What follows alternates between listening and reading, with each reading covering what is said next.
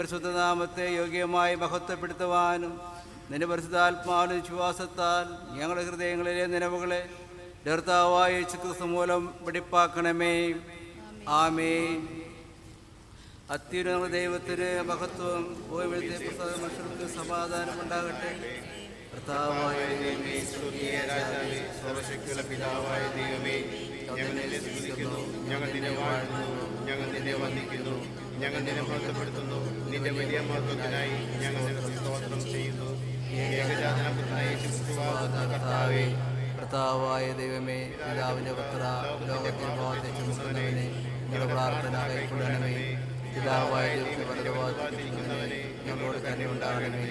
നീ മാത്രമല്ലോ പരിശുദ്ധൻ, നീ മാത്രം കർത്താവ്, നീ മാത്രം പോലെ പിതാവായ ദൈവത്തിന്റെ മഹത്വത്തിൽ മഹോന്നതനാകുന്നു. ആമേൻ.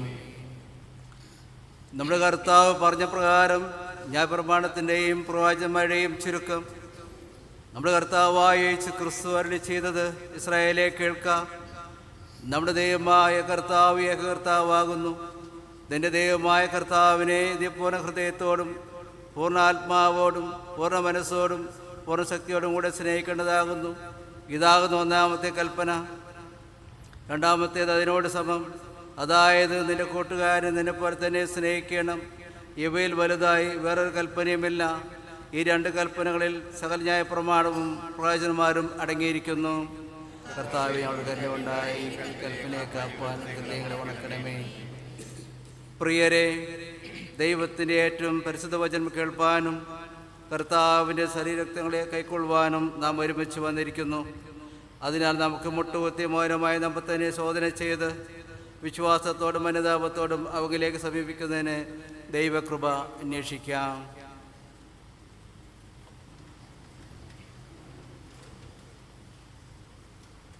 ഒരു വർഷത്തിൻ്റെ അവസാന മാസവും ആദ്യത്തെ ഞായറാഴ്ചയും ദൈവസന്നിധിയിൽ നാം ഒരുമിച്ച് കൂടിയിരിക്കുകയാണല്ലോ. നമ്മിൽ വന്നുപോയ കുറവുകളെ, കുറ്റങ്ങളെ, പാപങ്ങളെ എല്ലാം ഓർത്ത് ഒരു നിമിഷം ദൈവസന്നിധിയിൽ ഏറ്റുപറയാം. തൻ്റെ ലംഘനങ്ങളെ മറയ്ക്കുന്നവനെ ശുഭം വരികയില്ല. അവകൾ ഏറ്റുപറയുന്ന ഉപേക്ഷിക്കുന്നവന് കരുണ ലഭിക്കുന്നു എന്ന് തിരുവചനം നമ്മെ ഓർമ്മിപ്പിക്കുമ്പോൾ എല്ലാ കുറവുകളെയും, കുറ്റങ്ങളെയും, പാപങ്ങളെയും ഒരു നിമിഷം നമുക്ക് മൗനമായി തിരുസന്നിധിയിൽ ഏറ്റുപറയാം. ഗീതം 132 നമുക്ക് ഈ സമയം ആലപിക്കാം.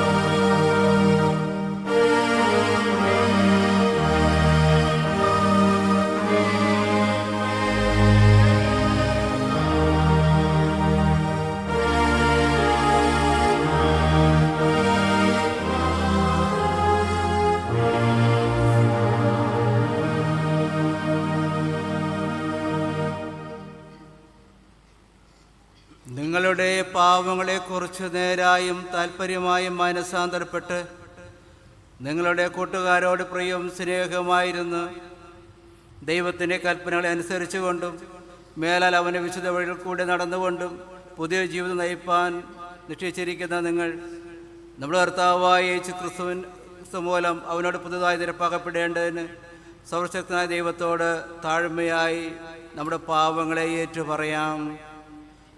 സ്വർഗസ്ഥ പിതാവേ, ഞങ്ങൾ നിനക്കും മലയൽക്കാർക്കും വിരോധമായി പാവം ചെയ്തിരിക്കുന്നു എന്ന് ഏറ്റുപറയുന്നു. ഞങ്ങൾ പ്രകാശത്തിലല്ല ഇട്ടിലത്രേ നടന്നിരിക്കുന്നത്. ഞങ്ങൾ കർത്താവിൻ്റെ നാമം ഉച്ചരിക്കുന്നുവെങ്കിൽ ഞങ്ങളെ നീതി വിട്ടാകുന്നിട്ടില്ല. ഞങ്ങളുടെ കരുണ ഉണ്ടാകണമേ. യേശു ക്രിസ്തു ഞങ്ങൾ സകല പാവങ്ങൾ ഞങ്ങളോട് ക്ഷമിക്കണമേ. നിൻ്റെ പരിശുദ്ധാത്മാവ് ഞങ്ങളെ വെടിപ്പാക്കണമേ. ഞങ്ങൾ മനസ്സാക്ഷികൾ ഉണർത്തണമേ. മറ്റുള്ളവർക്ക് ഹൃദയപൂർവ്വം പ്രാർത്ഥന ഞങ്ങൾക്ക് നൽകണമേ. നിൻ്റെ പരിശുദ്ധനാമത്തിൻ്റെ മഹത്വത്തിനായി ജീവൻ്റെ പുതുക്കത്തിൽ ഞാനൊന്ന് സേവിപ്പാൻ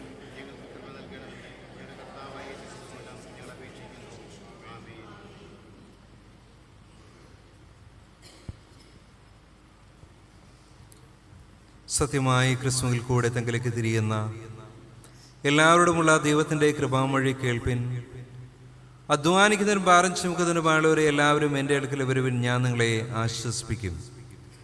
തൻ്റെ ഏകജാതനായ പുത്രനിൽ വിശ്വസിക്കുന്ന ഏവനും നശിച്ചുപോകാതെ നിത്യജീവൻ പ്രാപിക്കേണ്ടതിന് ദൈവം അവനെ നൽകുവാത്ത കോണം ലോകത്തെ സ്നേഹിച്ചു.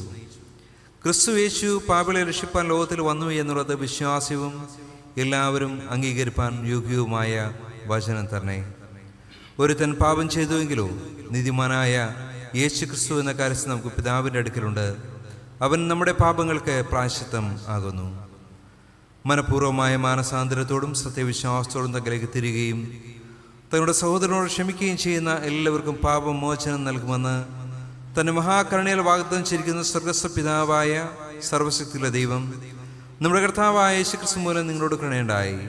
നിങ്ങളുടെ സകല പാപങ്ങളെ ക്ഷമിച്ച് അവയിൽ നിന്ന് വിടുവിച്ച് സകല നന്മയിലും ഉറപ്പിച്ച് ബലപ്പെടുത്തി നിങ്ങളെ നിത്യജീവങ്കിലേക്ക് പ്രവേശിപ്പിക്കട്ടെ. ആമേ. ദൈവമേ, നിനക്ക് സ്തോത്രം. കർത്താവ് നിങ്ങളോട് കൂടെ ഇരിക്കട്ടെ, നിങ്ങളാത്മാവോട് കൂടെയും. ആമേ.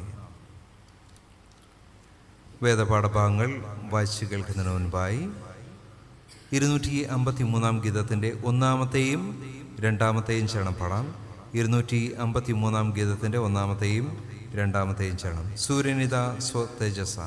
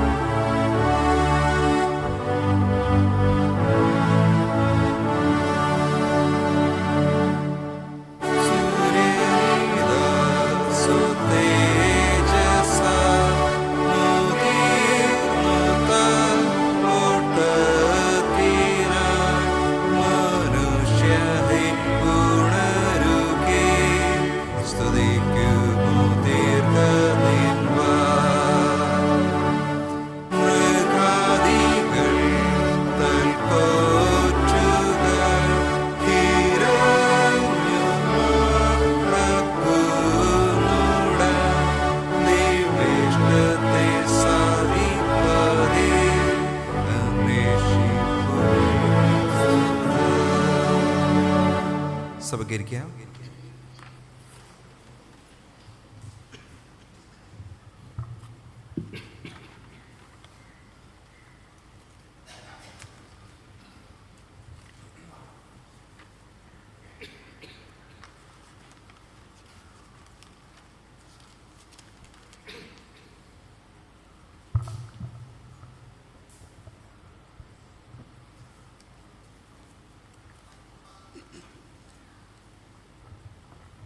ആഗമനത്തിൽ 2-ാം ഞായറായി എന്നത്തേക്ക് വായിപ്പാൻ നിശ്ചയിച്ചിരിക്കുന്ന വേദഭാഗങ്ങൾ പഴയ നിയമത്തിൽ യെശയ്യാ പ്രവാചകന്റെ പുസ്തകം 58-ാം അധ്യായം 6 മുതൽ 12 വരെയും പുതിയ നിയമത്തിൽ അപ്പോസ്തലനായ പൗലോസ് റോമർക്ക് എഴുതിയ ലേഖനം 15-ാം അധ്യായം 4 മുതൽ 13 വരെയുമാകുന്നു. പഴയ നിയമത്തിൽ യെശയ്യാ പ്രവാചകന്റെ പുസ്തകം 58-ാം അധ്യായം 6 മുതൽ 12 വരെയുള്ള ദൈവവചനങ്ങളെ കേട്ടുകൊള്ളുക.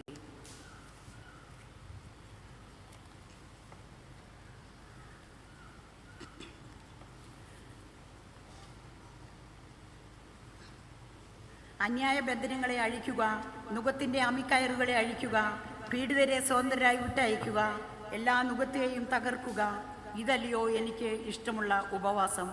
വിശപ്പുള്ളവനെ നിന്റെ അപ്പം നുറുക്കി കൊടുക്കുന്നതും അലഞ്ഞു നടക്കുന്ന സാധുക്കളെ നിന്റെ വീട്ടിൽ ചേർത്തുകൊള്ളുന്നതും നഗ്നനെ കണ്ടാൽ അവനെ ഉടിപ്പിക്കുന്നതും നിന്റെ മാംസരക്തങ്ങളായിരിക്കുന്നവർക്ക് നിന്നെ തന്നെ മറയ്ക്കാതെ ഇരിക്കുന്നതും അല്ലയോ? അപ്പോൾ നിന്റെ വെളിച്ചം ഉഷസ് പോലെ പ്രകാശിക്കും, നിന്റെ മുറിവുകൾക്ക് വേഗത്തിൽ പൊറുതി വരും, നിന്റെ നീതി നിനക്ക് മുമ്പായി നടക്കും. യഹോവയുടെ മഹത്വം നിന്റെ പിമ്പടയായിരിക്കും. അപ്പോൾ നീ വിളിക്കും, യഹോവ ഉത്തരമരുളും. നീ നിലവിളിക്കും, ഞാൻ വരുന്നു എന്ന് അവൻ അരുളി ചെയ്യും. നുകവും വിരൽ ചൂണ്ടുന്നതും വഷളത്വം സംസാരിക്കുന്നതും നീ നിന്റെ നടുവിൽ നിന്ന് നീക്കിക്കളയുകയും വിശപ്പുള്ളവനോട് നീ താല്പര്യം കാണിക്കുകയും കഷ്ടത്തിലിരിക്കുന്നവന് തൃപ്തി വരുത്തുകയും ചെയ്യുമെങ്കിൽ നിന്റെ പ്രകാശം ഇരുളിൽ ഉദിക്കും, നിന്റെ അന്ധകാരം മധ്യാഹ്നം പോലെയാകും. യഹോവ നിന്നെ എല്ലായ്പ്പോഴും നടത്തുകയും വരണ്ട നിലത്തിലും നിന്റെ വിശപ്പടക്കി നിന്റെ അസ്ഥികളെ ബലപ്പെടുത്തുകയും ചെയ്യും.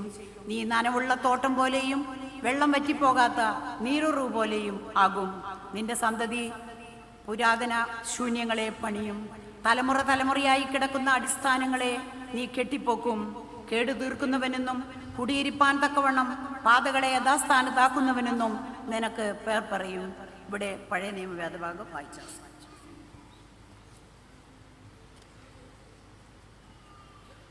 പുതിയ നിയമ വേദപാഠഭാഗം വായിച്ചെടുക്കുന്നതിന് മുമ്പായി ഇപ്പോൾ ജീസസ് വോയിസ് ഒരു പ്രത്യേക ഗാനം ആലപിക്കുന്നതായിരിക്കും.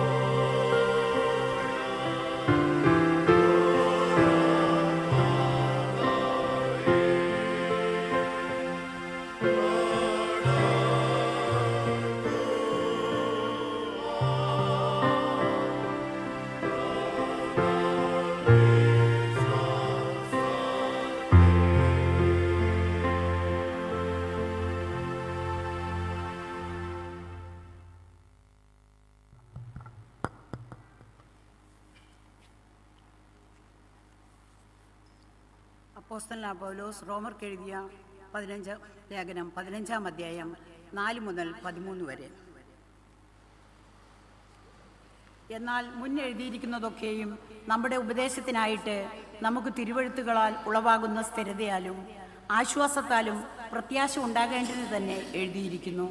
എന്നാൽ നിങ്ങൾ ഐക്യമത്യപ്പെട്ട് നമ്മുടെ കർത്താവായ യേശുക്രിസ്തുവിൻ്റെ പിതാവായ ദൈവത്തെ ഏക മനസ്സോടെ ഒരു വായിനാൽ മൗത്വീകരിക്കേണ്ടതിന് സ്ഥിരതയും ആശ്വാസവും നൽകുന്ന ദൈവം നിങ്ങൾക്ക് ക്രിസ്തുവേശുവിന് അനുരൂപമായി നമ്മിൽ ഏകചിന്തയോടിരിപ്പാൻ കൃപ നൽകുമാറാകട്ടെ. അതുകൊണ്ട് ക്രിസ്തു ദൈവത്തിൻ്റെ മഹത്വത്തിനായി നിങ്ങളെ കൈക്കൊണ്ടതുപോലെ നിങ്ങളും അന്യോന്യം കൈക്കൊള്ളുവിൻ. പിതാക്കന്മാർക്ക് ലഭിച്ച വാഗ്ദത്തങ്ങളെ ഉറപ്പിക്കേണ്ടതിന് ക്രിസ്തു ദൈവത്തിൻ്റെ സത്യനിമിത്തം പരിച്ഛേദനയ്ക്ക് ശുശ്രൂഷക്കാരനായി തീർന്നു എന്നും ജാതികൾ ദൈവത്തെ അവൻ്റെ കരുണ നിമിത്തം മഹത്വീകരിക്കണമെന്നും ഞാൻ പറയുന്നു. അതുകൊണ്ട് ഞാൻ ജാതികളുടെ ഇടയിൽ നിന്നെ വാഴ്ത്തി നിന്റെ നാമത്തിന് സ്തുതിപാടും എന്ന് എഴുതിയിരിക്കുന്നുവല്ലോ. മറ്റൊരിടത്ത് ജാതികളെ അവൻ്റെ ജനത്തോടൊന്നിച്ച് ആനന്ദിപ്പീൻ എന്നും പറയുന്നു. സകല ജാതികളുമായുള്ളവരെ കർത്താവിനെ സ്തുതിപ്പീൻ, സകല വംശങ്ങളും അവനെ സ്തുതിക്കട്ടെ എന്നും പറയുന്നു. ഇശായിയുടെ വേരും ജാതികളെ ഭരിപ്പാൻ എഴുന്നേൽക്കുന്നവനുമായവൻ ഉണ്ടാകും, അവനിൽ ജാതികൾ പ്രത്യാശ വെക്കും എന്ന് യെശയ്യാവ് പറയുന്നു. എന്നാൽ പ്രത്യാശ നൽകുന്ന ദൈവം പരിശുദ്ധാത്മാവിൻ്റെ ശക്തിയാൽ നിങ്ങൾ പ്രത്യാശയിൽ സമൃദ്ധിയുള്ളവരായി വിശ്വസിക്കുന്നതിലുള്ള സകല സന്തോഷവും സമാധാനവും കൊണ്ട് നിങ്ങളെ നിറയ്ക്കുമാറാകട്ടെ. ഇവിടെ ഇന്നത്തേക്കുള്ള വേദഭാഗങ്ങൾ വായിച്ചു അവസാനിച്ചു.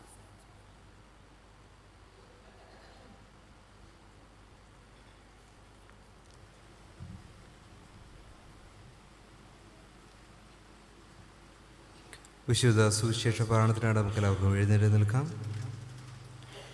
വിശുദ്ധ മത്തായി എഴുതിയ സുവിശേഷം 25-ാം അധ്യായം 31 മുതൽ 39 വരെയുള്ള ദൈവത്തിൻ്റെ വചനങ്ങൾ.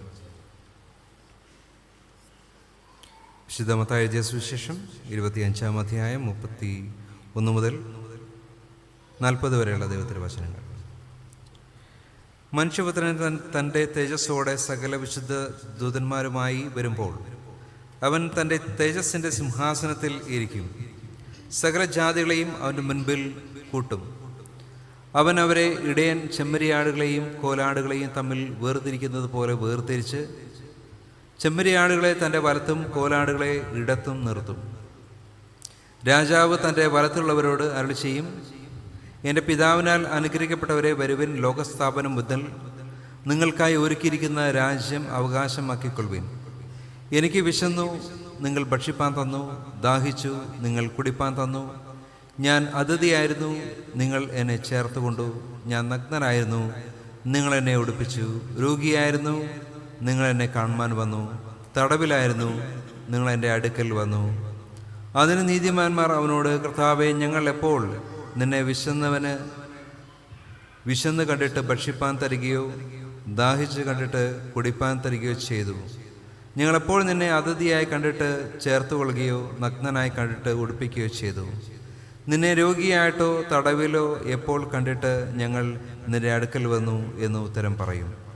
രാജാവ് അവരോട്, എൻ്റെ ഏറ്റവും ചെറിയ സഹോദരന്മാരിൽ ഒരുത്തന് നിങ്ങൾ ചെയ്തിടത്തോളം എല്ലാം എനിക്ക് ചെയ്തു എന്ന് ഞാൻ സത്യമായിട്ട് നിങ്ങളോട് പറയുന്നു എന്ന് അരുളി ചെയ്യും. ഇവിടെ സുവിശേഷ വേദപാഠഭാഗം വായിച്ച് അവസാനിച്ചിരിക്കുന്നു. ക്രിസ്തുവേ, അങ്ങേക്ക് സ്തുതിയുണ്ടായിരിക്കട്ടെ.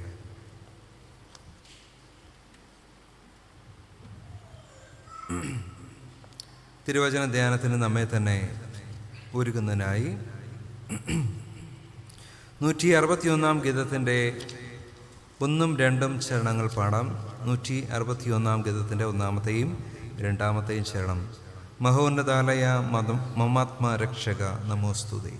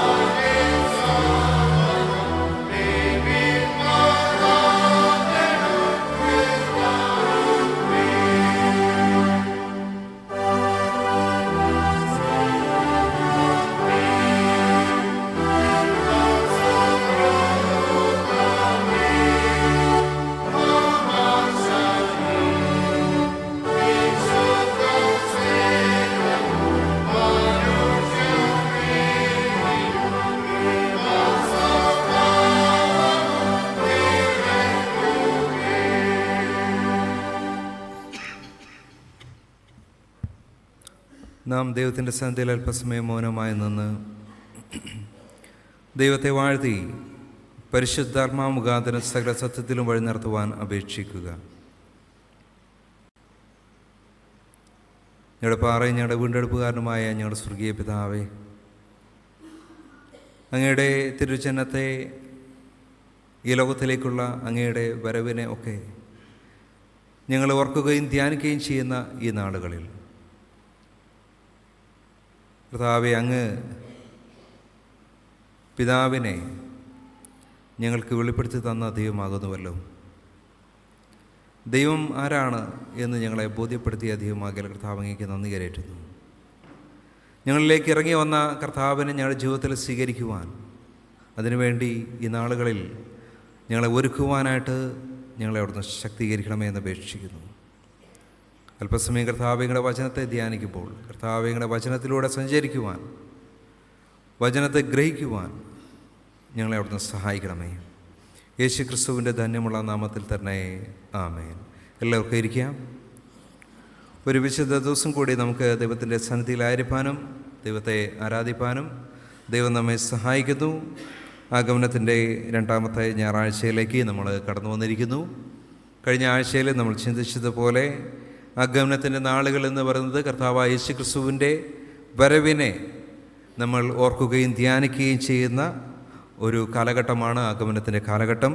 പ്രത്യേകിച്ച് കർത്താവിൻ്റെ വരവിന് വേണ്ടി, കർത്താവിനെ സ്വീകരിക്കുന്നതിന് വേണ്ടി നമ്മെ തന്നെ ഒരുക്കുക എന്നതാണ് ഈ ഒരു കാലഘട്ടത്തിൻ്റെ ഏറ്റവും വലിയ പ്രാധാന്യം എന്ന് പറയുന്നത്.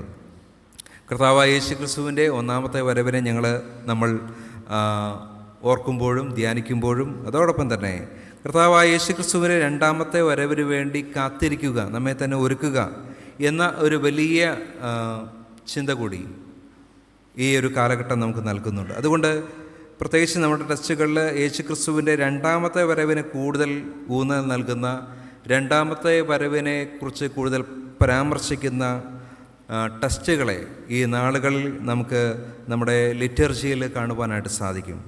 ഇന്ന് നമ്മൾ വായിച്ചു കേട്ട സുവിശേഷ വേദപാഠഭാഗം കർത്താവായ യേശു ക്രിസ്തു തൻ്റെ രണ്ടാമത്തെ വരവിനെക്കുറിച്ച് പറയുന്ന കാര്യങ്ങളെയാണ് നമുക്കവിടെ കാണുവാനായിട്ട് കഴിയുന്നത്.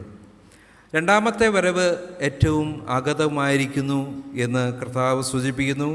രണ്ടാമത്തെ വരവിൽ എന്താണ് സംഭവിക്കുക എന്നതിനെക്കുറിച്ച് കർത്താവ് അവിടെ പറയുന്നു.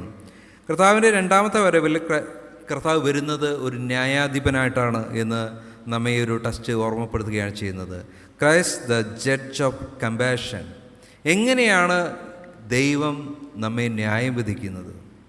പ്രത്യേകിച്ച് നമ്മുടെ മതപരമായിട്ടുള്ള ചിന്തയിലൂടെ ന്യായവിധിയെക്കുറിച്ച് പറയുന്ന സമയത്ത് നമ്മുടെ മതജീവിതത്തെയും മതനിഷ്ഠകളെയും ആചാരാനുഷ്ഠാനങ്ങളെയും ഒക്കെ പാലിക്കുന്നവരാണ് യഥാർത്ഥ മതജീവിതം നയിക്കുന്നവർ എന്ന് പലപ്പോഴും അത്തരത്തിലുള്ള ചിന്തകൾ നമ്മുടെ സമൂഹത്തിലുണ്ട് എന്ന് നമുക്കറിയാം. എന്നാൽ ഇവിടെ യേശു നമ്മുടെ ജീവിതത്തിലെ മതജീവിതത്തെയും ആചാരാനുഷ്ഠാനങ്ങളെയും അത്തരത്തിലുള്ള നിഷ്ഠകളെയും ഒന്നും തന്നെയല്ല യേശു ഇവിടെ നമ്മെക്കുറിച്ച് ആഗ്രഹിക്കുന്നത്, പ്രതീക്ഷിക്കുന്നത്. മറിച്ച് നമ്മുടെ ജീവിതത്തിൽ ഉണ്ടാകേണ്ട, നമ്മുടെ പ്രവൃത്തിയിലുണ്ടാകേണ്ട മാറ്റത്തെയാണ്. മാനവികമായ കാരുണ്യമായ പ്രവൃത്തി നമ്മിൽ നിന്നും ഉടലെടുക്കുന്ന ഒരു ജീവിതം നമ്മിലുണ്ടോ എന്നതാണ് കർത്താവ് ന്യായവിധി ദിവസത്തിൽ പരിശോധിക്കുന്നത് എന്നതാണ്. ഇന്ന് പലപ്പോഴും നമ്മുടെ വിശ്വാസ ജീവിതത്തിൽ സംഭവിക്കുന്നത്, നമ്മളൊക്കെ വളരെ കടുത്ത വിശ്വാസികളാണ്.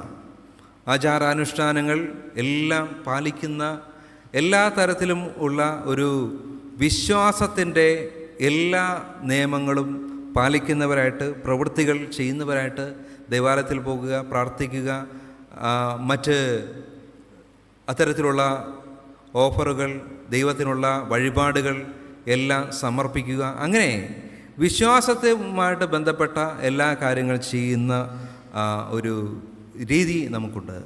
എന്നാൽ നമ്മുടെ ജീവിതത്തിൽ, മറ്റുള്ളവരുമായിട്ടുള്ള ബന്ധത്തിൽ, നമ്മുടെ പ്രവൃത്തിയിൽ എത്രത്തോളം ഈ ദൈവത്തിൻ്റെ സ്നേഹത്തെയും ദൈവത്തിൻ്റെ കരുണയെയും ദൈവത്തിൻ്റെ ആ വലിയ കാരുണ്യത്തെയും മറ്റുള്ളവർക്ക് നൽകുവാനായിട്ട് സാധിക്കുന്നുണ്ട് എന്ന് നാം ചിന്തിക്കേണ്ടിയിരിക്കുന്നു. ഇവിടെ ദൈവം, നമ്മൾ പള്ളിയിൽ പോയോ, നമ്മൾ പ്രാർത്ഥന കഴിച്ചോ, നമ്മൾ ഉപവാസമെടുത്തോ, അല്ലെങ്കിൽ മറ്റുള്ള വഴിപാടുകൾ, എത്ര വഴിപാടുകൾ നമ്മൾ ദൈവത്തിന് നൽകി, ഏതൊക്കെ പള്ളികളിൽ പോയി, ഏതൊക്കെ പുണ്യസ്ഥലത്ത് പോയി, ഏതെല്ലാം മലകൾ കയറി, ഏതെല്ലാം സ്ഥലത്ത് പോയിട്ട് കുരിശ് ചുമന്നു, അങ്ങനെയുള്ള മറ്റ് കാര്യങ്ങളൊന്നും തന്നെയല്ല കർത്താവ് നമ്മോട് ചോദിക്കുന്നത്, കർത്താവ് നമ്മിൽ നിന്ന് പ്രതീക്ഷിക്കുന്നത്. മറിച്ച് നമ്മിൽ നിന്നും ഉണ്ടാകേണ്ട, മറ്റുള്ളവരിലേക്ക് ചൊരിയപ്പെടേണ്ട ആ ദൈവത്തിൻ്റെ ആ ഒരു കരുണയും ദയയും അത് കലർന്നിട്ടുള്ള പ്രവൃത്തിയുമാണ് ദൈവം നമ്മിൽ നിന്നും പ്രതീക്ഷിക്കുന്നത് എന്നതാണ്. അപ്പോൾ ഇവിടെ യേശു ഈ ഒരു സംഭവം പറയുന്ന സമയത്ത് ഇതെങ്ങനെയാണ് ഉണ്ടാകുന്നത്? നമ്മൾ കഴിഞ്ഞ ആഴ്ചകളിൽ ചിന്തിച്ചതുപോലെ നമ്മിൽ നിന്ന് എങ്ങനെയാണ് ഉണ്ടാകുന്നത്? നമ്മിലുണ്ടാകുന്ന ദൈവികമായിട്ടുള്ള ഭാവം അത് വളർന്നിട്ട് നമ്മിൽ നിന്നും പുറപ്പെടുന്നതായിരിക്കണം ഈ ഒരു ദൈവത്തിൻ്റെ അനുകമ്പയും ദൈവത്തിൻ്റെ ഈ ഒരു കാരുണ്യവും കരുണയും ഒക്കെ എന്ന് പറയുന്നത് നമ്മിൽ നിന്നും പുറപ്പെടേണ്ടതാണ് എന്ന് ദൈവത്തിൻ്റെ വചനം നമ്മെ ഓർപ്പിക്കുന്നു. ഇവിടെ ഈ നീതിമാന്മാരോട് ഈ കാര്യങ്ങളൊക്കെയും പറയുന്ന സമയത്ത് അവർ യേശുവിനോട് ചോദിക്കുകയാണ്, അല്ലെങ്കിൽ ദൈവത്തോട് ചോദിക്കുകയാണ്, എപ്പോഴാണ് നിന്നെ നഗ്നനായിട്ട് ഞങ്ങൾ കണ്ടത്? എപ്പോഴാണ് നിന്നെ വിശന്നവനായിട്ട് കണ്ടത്? എപ്പോഴാണ് നീ തടവറയിലായിട്ട് ഞങ്ങൾ കണ്ടത് എന്ന് അവർ ചോദിക്കുകയാണ് ചെയ്യുന്നത്. അപ്പോൾ അവരെങ്ങനെയാണ് അത് പ്രവർത്തിച്ചത്? അവരെങ്ങനെയാണ് ഈ നീതി പ്രവൃത്തികൾ മറ്റുള്ളവർക്ക് ചെയ്തത്? അവർ ചെയ്തത് അവരുടെ ഉള്ളിൽ നിന്നും, അവരറിയാതെ അവരുടെ ഉള്ളിൽ നിന്നും ഒഴുകി വന്നതാണ് ഈ ദൈവത്തിൻ്റെ സ്നേഹം, ദൈവത്തിൻ്റെ കരുണ, ദൈവത്തിൻ്റെ കാരുണ്യ പ്രവർത്തനം എന്ന് പറയുന്നത്. അവരറിയാതെ അവരുടെ ഉള്ളിൽ നിറഞ്ഞ ദൈവിക ഭാവത്തിൽ നിന്നും പുറപ്പെട്ടതാണ്. ഒരു പൂവ് എങ്ങനെയാണ് അത് വിരിയുന്നത്? അത് മനോഹരമായിട്ട് വിരിയുമ്പോൾ മറ്റുള്ളവർ കാണുന്ന സമയത്ത് അത് അവരുടെ കണ്ണുകൾക്ക് കുളിർമ നൽകുന്ന, അവർക്ക് നല്ല ഗന്ധത്തെ നൽകുന്ന ഒരു പൂവായിട്ട് എങ്ങനെയാണ് സ്വാഭാവികമായിട്ട് വിരിയുന്നത്? നല്ല വൃക്ഷങ്ങളിൽ എങ്ങനെയാണ് ഫലങ്ങൾ കായ്ക്കുന്നത്? അതിൽ അല്ലെങ്കിൽ അത് പറിക്കുന്നവർക്കും അത് തിന്നുന്നവർക്കും എത്ര സ്വാദും എത്ര മാധുര്യവും എത്ര ആരോഗ്യവുമാണ് അത് നൽകുന്നത്. അതുപോലെ സ്വാഭാവികമായിട്ട് ദൈവ മനുഷ്യരിൽ നിന്നും പുറപ്പെടുന്നതാണ്. അതൊരിക്കലും ഒരിക്കലും ഒരു അസ്വാഭാവികമായിട്ടോ ഉണ്ടാക്കുന്നതോ അല്ല, മറിച്ച് അത് അവരിൽ നിന്നും പുറപ്പെട്ടു വരുന്നതാണ് എന്നതാണ് അതിൻ്റെ പ്രത്യേകത എന്ന് പറയുന്നത്. അതുകൊണ്ട് നമ്മളിൽ നിന്നും ദൈവം പ്രതീക്ഷിക്കുന്നത് ഏത് അവസ്ഥയിലാണെങ്കിലും ഏത് സാഹചര്യങ്ങളിലാണെങ്കിലും ഈ ഒരു മനോഭാവം, മറ്റുള്ളവരുടെ ജീവിതത്തിലുണ്ടാകുന്ന പ്രയാസങ്ങളിലും പ്രശ്നങ്ങളിലും അവരോട് കരുണ കാണിക്കുന്ന, അവരോട് മനസ്സലിയുന്ന, അവരോട് താതാത്മ്യപ്പെടുന്ന ഒരു മനോഭാവം, ദൈവികമായിട്ടുള്ള ഭാവം നമ്മിൽ നിന്നുണ്ടാകുക. ഇന്ന് നമ്മൾ ഈ ലോകത്തിൽ ഇത്തരത്തിലുള്ള കാരുണ്യ പ്രവൃത്തികൾ ചെയ്യുന്നവരെ കാണുവാനായിട്ട് കഴിയും. അനേകം ആളുകളെ പലപ്പോഴും അത് കാൽക്കുലേറ്റഡായിട്ട്, കണക്ക് കൂട്ടിക്കൊണ്ട്, ചില ഉദ്ദേശങ്ങൾ വെച്ചുകൊണ്ട് കാരുണ്യ പ്രവർത്തനങ്ങൾ ചെയ്യുന്ന ആളുകളെയാണ് ഇന്ന് പലപ്പോഴും നമ്മൾ കാണുന്നത്. അത് നമ്മുടെ മതജീവിതത്തിലാണെങ്കിലും പൊതു രംഗത്താണെങ്കിലും ഒക്കെ അത്തരത്തിലുള്ള ആളുകളെ കാണുവാനായിട്ട് സാധിക്കും. സെലക്റ്റീവായിട്ട് കാരുണ്യ പ്രവർത്തനം ചെയ്യുന്നവർ, ചില ആളുകളോട് മാത്രം, അതായത് പ്രത്യേകമായിട്ട് നമ്മോട് കൂടെ നിൽക്കുന്ന, നമുക്ക് താല്പര്യമുള്ള ആളുകൾക്ക് വേണ്ടി മാത്രം കരുണ ചൊരിയപ്പെടുന്ന അത്തരത്തിലുള്ള കരുണയും അത്തരത്തിലുള്ള സ്നേഹവും ഒക്കെ ഇന്ന് ലോകത്തിൽ കാണുവാനായിട്ട് സാധിക്കും. സെലക്റ്റീവായിട്ട് പലപ്പോഴും മാറുന്നത്. പലപ്പോഴും നമ്മളെ ഈ ഒരു കാരുണ്യം നമ്മളിൽ ഉണ്ടാകും, പക്ഷെ അത് വളരെ കാലതാമസം എടുക്കുന്ന, ഡിലൈഡ് ആയിട്ട് മാറുന്ന, നമുക്ക് ചെയ്യണം എന്നുണ്ട്, ചെയ്യേണ്ടതാണ് എന്ന് നമുക്കറിയാം, പക്ഷെ അത് ചെയ്യാനായിട്ട് ഒരു വൈമനസ്യം, ഒരു പ്രയാസം.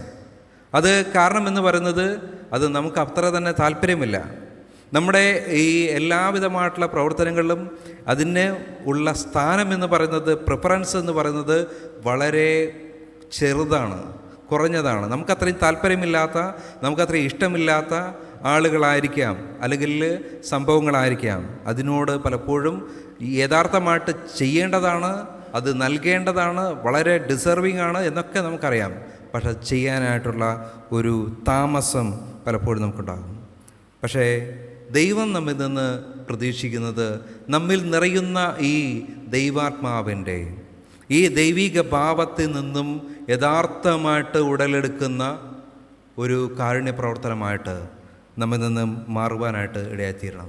അപ്പോഴാണ് ഈ നീതിമാന്മാർ ചോദിച്ചതുപോലെ, കർത്താവ്, എപ്പോഴാണ് ഞങ്ങൾ നിന്നെ ഇത്തരത്തിൽ കണ്ടത്?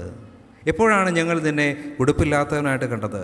എപ്പോഴാണ് നിന്നെ വിശന്നവനായിട്ട് കണ്ടത് എന്ന് നമ്മിൽ നിന്ന് ചോദിക്കുവാൻ ആർക്കാണ് എന്താണ് എന്നറിയാത്ത ആളുകൾക്ക് അവരാവശ്യപ്പെടുന്ന സമയത്ത് അവരുടെ ആവശ്യങ്ങളിൽ അവരോട് കരുണ തോന്നുവാനായിട്ട്, അവർക്ക് ചെയ്യേണ്ടത് ചെയ്യുവാനായിട്ട് അതൊരിക്കലും മനസ്സിൽ കൂട്ടിവെക്കരുത്. പലപ്പോഴും നമ്മൾ ചെയ്യുന്ന ഒരുപാട് കാര്യങ്ങൾ, നമ്മൾ ചെയ്യുന്ന ഒരുപാട് നന്മ പ്രവൃത്തികൾ ഒരുപാട് ചെയ്യും. അതൊക്കെ പലപ്പോഴും നമ്മൾ അത് കണക്കി വയ്ക്കുന്നവരാണ്.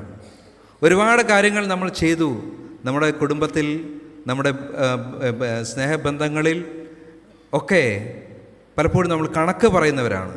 ഞാനത് ചെയ്തില്ലേ, ഞാൻ ഇത് ചെയ്തില്ലേ, ഞാൻ ഇങ്ങനെ ചെയ്തില്ലേ എന്നൊക്കെ കണക്ക് പറയുന്നവരായിട്ട് പലപ്പോഴും നമ്മൾ മാറാറുണ്ട്. പക്ഷേ ദൈവം നമ്മിൽ നിന്ന് ആഗ്രഹിക്കുന്നത് ഒന്നും കണക്കിടാതെ നമ്മിൽ നിന്നും ഈ സ്നേഹപ്രവൃത്തി എന്ന് പറയുന്നത് വളരെ വിശാലമായിട്ട് നമ്മിൽ നിന്നും ഒഴുകേണ്ടതാണ് എന്ന് ദൈവത്തിൻ്റെ വചനം നമ്മെ ഓർപ്പിക്കുകയാണ് ചെയ്യുന്നത്. ഇതൊരു ആരാധനയായിട്ട് മാറണം. യെശയ്യാ പ്രവാചകൻ്റെ പുസ്തകത്തിലേക്ക് നോക്കുന്ന സമയത്ത് അവിടെ പ്രവാചകൻ വളരെ ശക്തമായിട്ട് നമ്മളോട് പറയുന്നത് ഇതാണ്: നിങ്ങൾ വഴിപാടുകൾ അർപ്പിക്കുന്നത്, നിങ്ങൾ ഉപവാസം എടുക്കുന്നത്, ദൈവത്തെ ആരാധിക്കുന്നത് എല്ലാം ചെയ്യുന്നുണ്ട്. പക്ഷേ എന്താണ്? നിങ്ങൾ അടിമച്ചങ്ങലകളെ അഴിക്കുന്നില്ല, അനീതിയുടെ ചങ്ങലകൾ എപ്പോഴും നിൽക്കുന്നു, അല്ലെങ്കിൽ വിശന്നിരിക്കുന്നവന് അവന് ആഹാരം കൊടുക്കുന്നില്ല, അത്തരത്തിലുള്ള പാർപ്പിടമില്ലാത്തവന് അത് നൽകുന്നില്ല. അങ്ങനൊന്നും ചെയ്യാതെ എന്തു ചെയ്യുന്നു? നിങ്ങൾ ദൈവത്തെ ആരാധിക്കുന്നവരായിട്ട് മാറുകയാണ് ചെയ്യുന്നത്. നമ്മുടെ ജീവിതത്തിലെ ആത്മീയ ജീവിതത്തിൻ്റെ അർത്ഥശൂന്യതയാണ് യെശയ്യാ പ്രവാചകൻ അവിടെ ചോദ്യം ചെയ്യുന്നത് എന്ന് നമ്മൾ മനസ്സിലാക്കേണ്ടിയിരിക്കുന്നു. അതുകൊണ്ട് നമ്മുടെ ആരാധന എന്ന് പറയുന്നത് നമ്മുടെ പ്രവൃത്തിയിലും കൂടെ വെളിപ്പെട്ട് വരണം എന്ന് വളരെ വ്യക്തമായിട്ട് യെശയ്യാ പ്രവാചകൻ നമ്മെ പഠിപ്പിക്കുന്നത് കാണുവാനായിട്ട് സാധിക്കും. നമ്മുടെ ഒരു പ്രെസ്ബിറ്റേറിയൻ പാരമ്പര്യത്തിൽ മനുഷ്യൻ്റെ പ്രവൃത്തി എന്ന് പറയുന്നതും എന്താണ്? ഒരു ആത്മീയതയുടെ പ്രതിഫലനമായിട്ടാണ് അതിനെ മനസ്സിലാക്കുന്നത്. അതുകൊണ്ട് വിളിക്കപ്പെട്ട വിശുദ്ധന്മാരുമായുള്ളവരെ എന്ന് പറയുന്ന സമയത്ത് എല്ലാവരും വിളിക്കപ്പെട്ടവരാണ്, വിശുദ്ധന്മാരാണ് എന്നാൽ അത് പ്രവൃത്തിയിലും കൂടെ എന്ത് വേണം?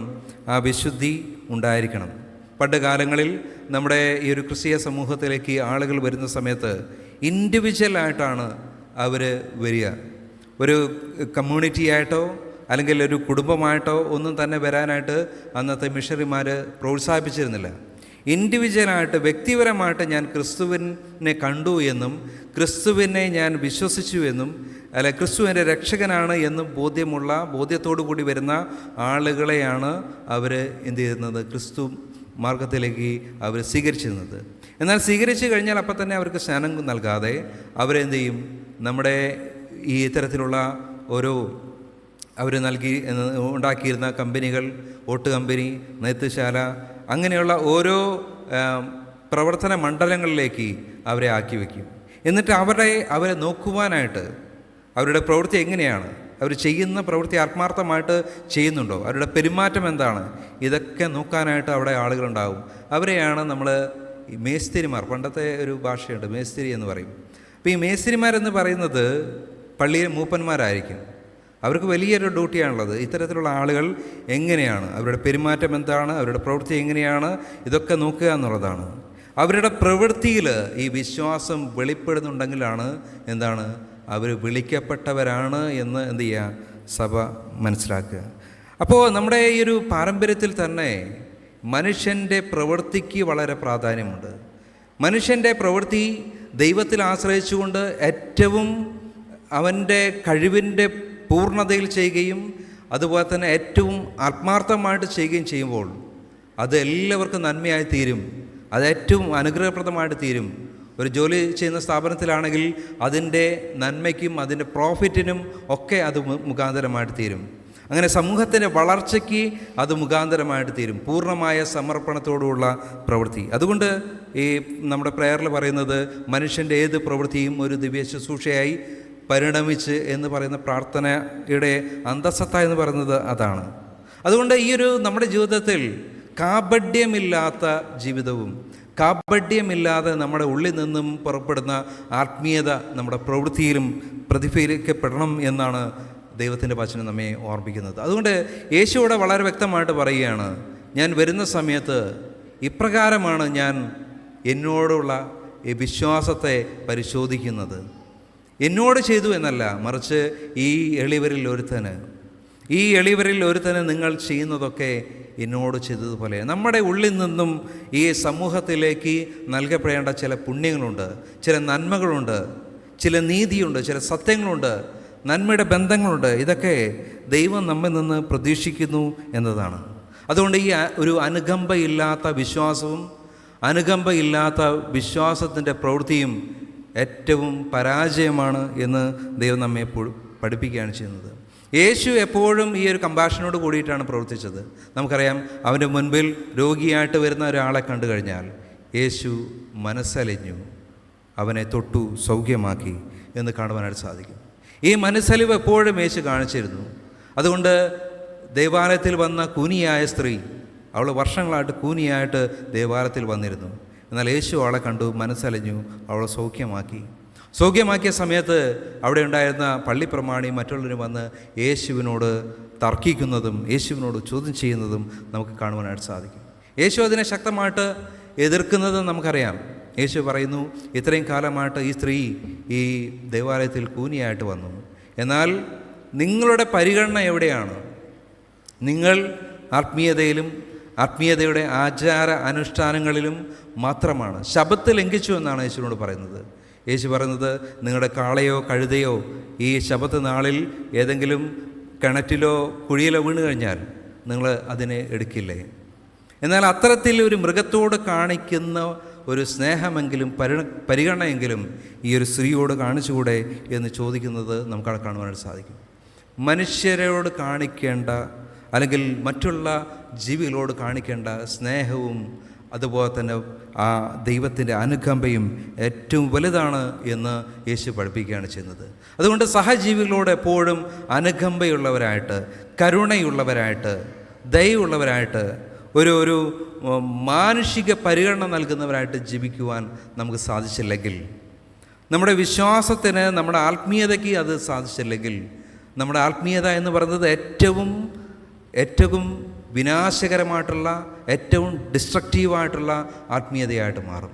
നമ്മുടെ ജീവിതത്തിൽ ഈ കരുണ, ഈ ദയ, മറ്റുള്ളവരോട് കാണിക്കേണ്ട ഈ ഒരു പരിഗണന ഒന്നുമില്ലാത്ത ആത്മീയത എന്ന് പറയുന്നത് ഏറ്റവും നാശകരമായിട്ടുള്ള ആത്മീയതയാണ് എന്നുകൂടി നമ്മൾ മനസ്സിലാക്കേണ്ടതുണ്ട്. അതുകൊണ്ട് കർത്താവ് നമ്മെ ഈ ഒരു നാളുകളിൽ നമ്മെ ഒരുങ്ങുവാനായിട്ടാണ് ദൈവം ആഗ്രഹിക്കുന്നത്, ഒരുക്കമുള്ളവരായിട്ട്. അത് നമ്മുടെ ജീവിതത്തിൽ ആത്മീയത എന്ന് പറയുമ്പോൾ അത് ചില പ്രകടനങ്ങൾ മാത്രമല്ല, ആചാരാനുഷ്ഠാനങ്ങൾ മാത്രമല്ല, നമ്മുടെ ജീവിതത്തിൽ, നമ്മുടെ പ്രവൃത്തിയിൽ, നമ്മുടെ വാക്കുകളിൽ ഒക്കെ ഉണ്ടാകേണ്ട ഒരു വലിയ നന്മയാണ് ദൈവം നമ്മിൽ നിന്ന് ആഗ്രഹിക്കുന്നത്. അത്തരത്തിൽ ജീവിക്കുവാനായിട്ട് ദൈവത്തിൻ്റെ പരിശുദ്ധാത്മാവ് നമ്മെ സഹായിക്കുമാറാട്ടെ. ആമേൻ.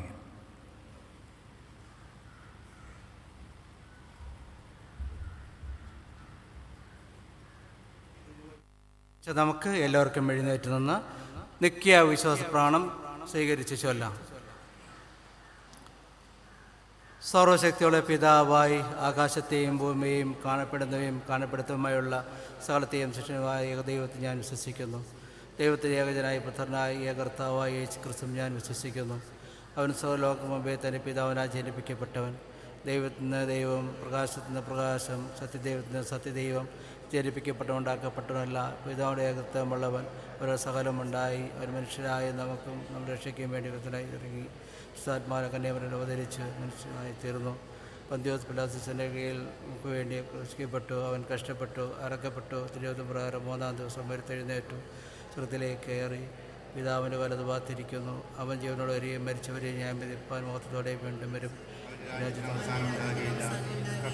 ജീവിപ്പിക്കുന്നവനും പിതാവിൽ നിന്നും പുറത്തുനിന്ന് പുറപ്പെടുന്നവനും പിതാവിനോട് പുത്രനോട് കൂടെ ബന്ധിക്കപ്പെട്ട് മുഖത്തപ്പെടുന്നവനും പ്രവചന്മാരെ കൊണ്ട് പരമേശ്വരനുമായ വിശുദ്ധാത്മാവിനെ വിശ്വസിക്കുന്നു.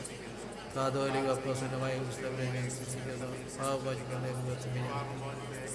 മരിച്ചവരുടെ പുനരുത്ഥാനം വരുവള്ള ലോകത്തിലെ ജീവനും കാത്തിരിക്കുന്നു.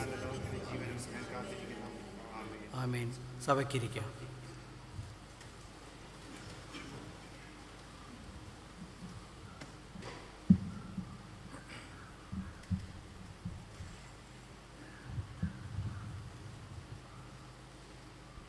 സഭയോട് അറിയിപ്പാനായിട്ടുള്ള കാര്യങ്ങൾ. കഴിഞ്ഞ ആഴ്ചയിൽ പൊതു വഴിപാടായിട്ട് ലഭിച്ചത് 9472 രൂപ, പൂർ ഫണ്ടിലേക്ക് ലഭിച്ചത് 1500 രൂപ, ബർത്ത്ഡേ ഓപ്പർട്ടറിയായിട്ട് ലഭിച്ചത്, ജന്മദിന സ്വത്രദാനമായിട്ട് ലഭിച്ചത് 1350 രൂപ,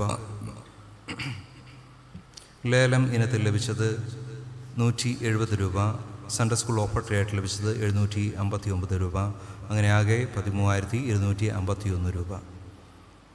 വെള്ളിയാഴ്ച പ്രാർത്ഥനയിൽ 5/12/2025 വെള്ളിയാഴ്ച പ്രാർത്ഥനയിൽ സ്തോത്ര കാഴ്ചയായിട്ട് ലഭിച്ചത് 300 രൂപ. ഒരു സഹോദരൻ ക്രിസ്മസ് വിധവാ സമ്മാനത്തിലേക്ക് സംഭാവനയായിട്ട് നൽകിയത് 1000 രൂപ. കുടിശ്ശികൾ അടച്ചു തീർക്കാനുള്ളവർ എത്രയും പെട്ടെന്ന് അത് അടച്ചു തീർക്കണമെന്ന് അറിയിക്കുന്നു. ആരാധനയ്ക്ക് ശേഷം ക്രിസ്മസിനോടനുബന്ധിച്ചുള്ള മത്സരങ്ങൾ സൺഡേ സ്കൂളിനും സഭയ്ക്കും ഒക്കെ നൽകപ്പെട്ടിരിക്കുന്ന മത്സരങ്ങൾ നടത്തപ്പെടുന്നതാണ് എന്ന കാര്യം ഈ സമയത്ത് അറിയിക്കുന്നു. ആരെങ്കിലും പേര് തരാൻ വിട്ടുപോയിട്ടുണ്ടെങ്കിൽ ആരാധന കഴിഞ്ഞ ഉടൻ തന്നെ ഈ മത്സരങ്ങൾക്കുള്ള പേരുകൾ നൽകി എത്രയും പെട്ടെന്ന് രജിസ്റ്റർ ചെയ്ത് മത്സരത്തിന് വേണ്ടുന്ന ക്രമീകരണങ്ങൾ ചെയ്യണമെന്ന് ദൈവനാമത്തിൽ അറിയിക്കുന്നു. നമ്മുടെ സെമിട്രിയുടെ ക്ലീനിങ് നടന്നുകൊണ്ടിരിക്കുകയാണ്. പ്രത്യേകിച്ച് കഴിഞ്ഞ ആഴ്ചയിൽ അനൗൺസ് ചെയ്തതുപോലെ നമ്മുടെ പ്രിയപ്പെട്ടവരുടെ കല്ലറകൾ നമുക്ക് അതിൻ്റെ ചുറ്റും ഷീറ്റ് വിരിച്ചതിന് ശേഷം അവിടെ മെറ്റൽ ഇട്ട് വൃത്തിയായിട്ട് സൂക്ഷിക്കാനായിട്ട് സാധിക്കും. അങ്ങനെ ചെയ്യുന്ന സമയത്ത് വലിയ പുല്ലുകൾ ആ സ്ഥലങ്ങളിൽ വരാതെ നമുക്ക് വൃത്തിയായിട്ട് ആ ഏരിയ സൂക്ഷിക്കാനായിട്ട് സാധിക്കും. അങ്ങനെ ചെയ്യുന്നവർക്ക് പലരും അങ്ങനെ ചെയ്യുന്നുണ്ട്. അങ്ങനെ ചെയ്യുന്നവർക്ക് അങ്ങനെ ചെയ്യാവുന്നതാണ് എന്ന കാര്യം ഈ സമയത്ത് അറിയിക്കുന്നു. അതുപോലെ തന്നെ കഴിഞ്ഞ ആഴ്ചയിൽ അനൗൺസ് ചെയ്തതുപോലെ നമ്മുടെ സെമിട്രിയിൽ സോളാർ ലൈറ്റുകൾ ഫിക്സ് ചെയ്യാനായിട്ട് ആഗ്രഹിക്കുന്നുണ്ട്. അതിന് നമ്മൾ ഒരു പോസ്റ്റും അതുപോലെ തന്നെ അത് കുഴിയെടുത്ത് ഈ സോളാർ ലൈറ്റ് സ്ഥാപിക്കുന്നതിന് വേണ്ടിയിട്ട് ചിലവ് വരുന്നത് 3500 രൂപയാണ് എന്ന കാര്യം അറിയിക്കുന്നു. താല്പര്യമുള്ളവർ മുന്നോട്ട് വന്ന് സോളാർ ലൈറ്റുകൾ സ്ഥാപിക്കുന്നതിന് വേണ്ടുന്ന എല്ലാവിധമായിട്ടുള്ള പ്രോത്സാഹനവും സഹകരണവും നൽകണമെന്ന് ദൈവനാമത്തിൽ അറിയിക്കുന്നു. സെമിട്രിയായിട്ടും ബന്ധപ്പെട്ട മറ്റൊരു കാര്യം കൂടി ഈ സമയത്ത് അറിയിക്കുകയാണ്. സെമിട്രിയിൽ കല്ലറകൾ പണിയുന്ന സമയത്ത് അവിടെ കല്ലറകൾ പണിതിന് ശേഷമുള്ള വേസ്റ്റുകൾ, അതായത് ചാക്ക്, ടയലിൻ്റെ പീസുകൾ, ഇങ്ങനെയൊക്കെയുള്ള വേസ്റ്റുകൾ അവിടെയുള്ള പുല്ലുകളിലും അതുപോലെ തന്നെ സെമിട്രിയിൽ തന്നെയും ഉപേക്ഷിച്ച് പോകുന്ന ഒരു കാഴ്ച ഇപ്പോൾ കാണുന്നുണ്ട്. അത് ഇനി ആരും ആവർത്തിക്കാതിരിക്കുക. നമ്മൾ കൊണ്ടുവരുന്ന സാധനങ്ങൾ, ബാക്കിയാകുന്ന സാധനങ്ങൾ അത് നിങ്ങൾ തന്നെ തിരിച്ചു കൊണ്ടുപോവുകയും സെമിട്രി വൃത്തിയായിട്ട് സൂക്ഷിക്കുന്നതിന് വേണ്ടുന്ന എല്ലാവിധമായിട്ടുള്ള എല്ലാവരിൽ നിന്നുള്ള സഹകരണവും ഈ സമയത്ത് പ്രതീക്ഷിക്കുന്നു. എല്ലാവരും ഈ ഒരു കാര്യത്തിൽ സഹകരിക്കണമെന്ന് ദൈവനാമത്തിൽ അറിയിക്കുന്നു. തിരൂർ YMCയുടെ ആഭിമുഖ്യത്തിൽ 12-ാം തീയതി ഒരു Christmas and new year programme നടത്തപ്പെടുന്നുണ്ട്. 12-ാം തീയതി വൈകുന്നേരം 5 മണിക്കാണ് നടത്തപ്പെടുന്നത്. അതിലേക്ക് നമ്മെ സഭയായിട്ട് ക്ഷണിച്ചിട്ടുണ്ട്. കഴിയുന്ന എല്ലാവരും ഈ ഒരു പ്രോഗ്രാമിൽ പങ്കെടുക്കാനായിട്ട് ശ്രമിക്കണമെന്ന് അറിയിക്കുന്നു. ക്രിസ്മസുമായിട്ട് ബന്ധപ്പെട്ട മറ്റൊരു അനൗൺസ്മെൻറ്റ് കൂടി.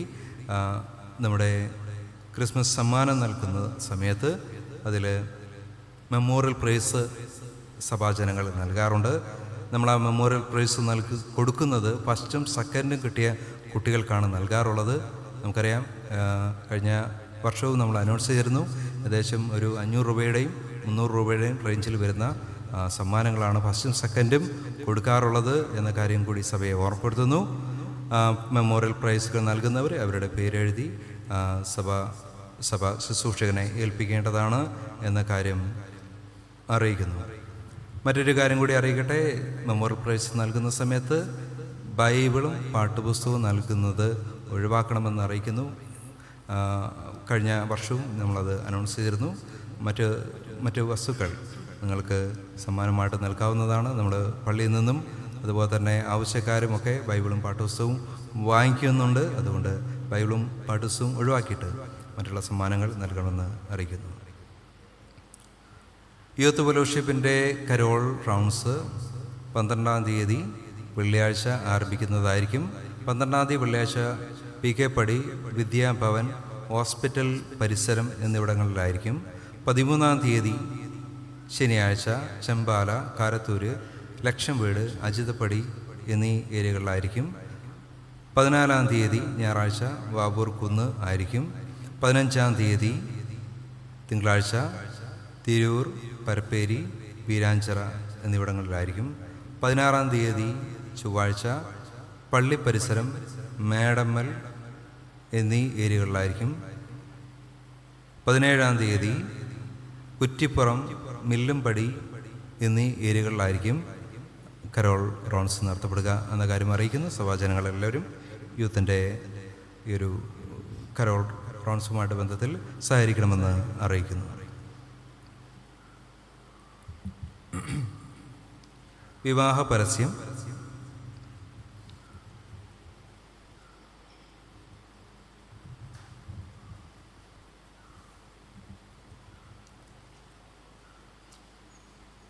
നമ്മുടെ സഭാംഗമായ Mrs and Mr Ranjith Arison Karat എന്നിവരുടെ മകൻ റെനിൻ ബെയ്ലി കെ എന്നിവരും പരപ്പനങ്ങാടി CSI സഭാംഗമായ Mrs and Mr Andrew Vijayan എന്നിവരുടെ മകൾ ആൻസിന ആൻഡ്രൂസ് എന്നിവളും തമ്മിലുള്ള വിവാഹം ഞാൻ 2-ാം പ്രാവശ്യം പ്രസിദ്ധം ചെയ്യുന്നു.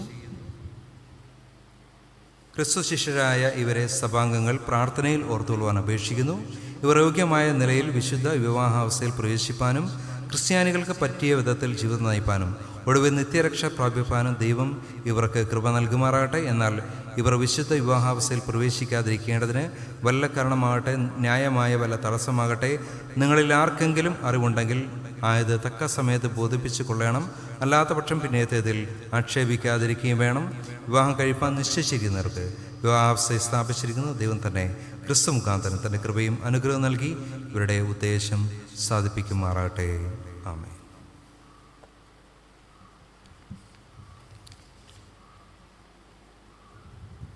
ജന്മദിനം കൊണ്ടാടിയവരുടെ പേരുകൾ ഈ സമയത്ത് വായിക്കുന്നു.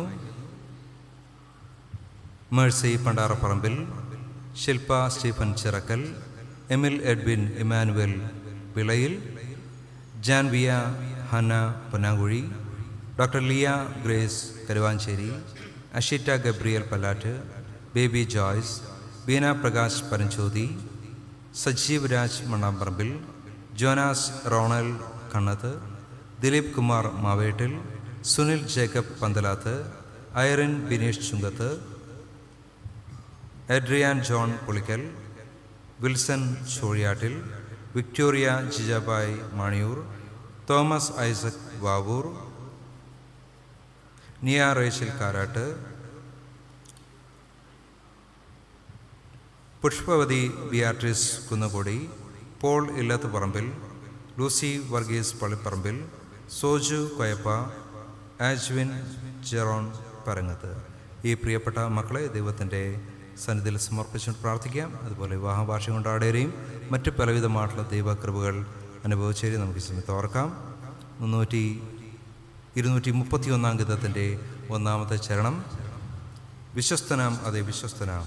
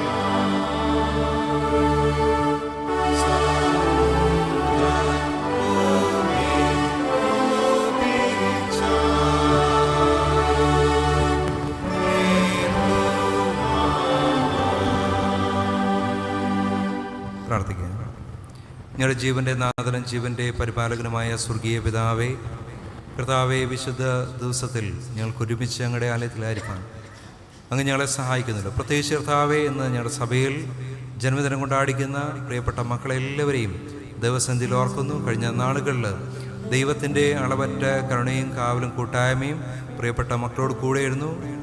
ആപത്തനടന്നൊക്കെയും അവരെ വിടുവിച്ചു. കർത്താവ് അതിശയമായിട്ട് പരിപാലിച്ചു വഴി നടത്തി ഒരു പുതിയ വർഷത്തിലേക്ക് അങ്ങ് കൊണ്ടുവന്നു. ഈ പുതിയ വർഷത്തിലും കർത്താവിൻ്റെ ദിവ്യമായ സാന്നിധ്യം കൂടെയിരണമേ.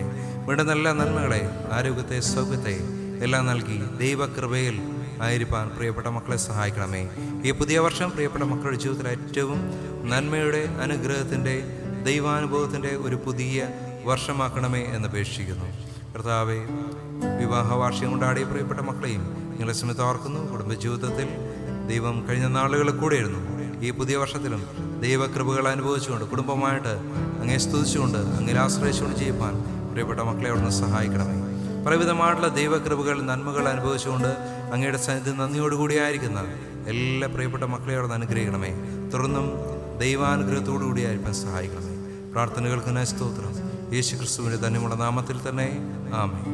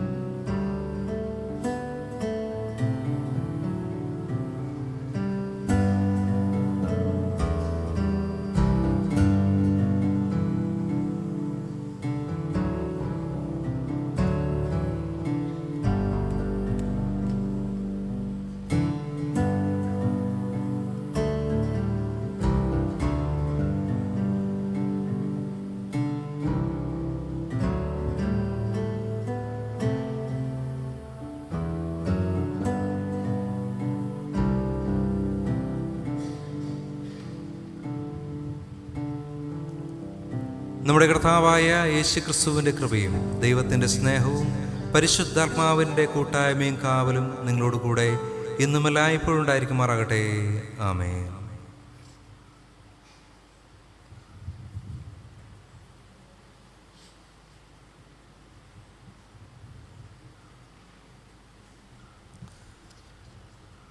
ഉപദേശ പ്രാർത്ഥനയ്ക്കായിട്ട് തലകളെ വണക്കാം.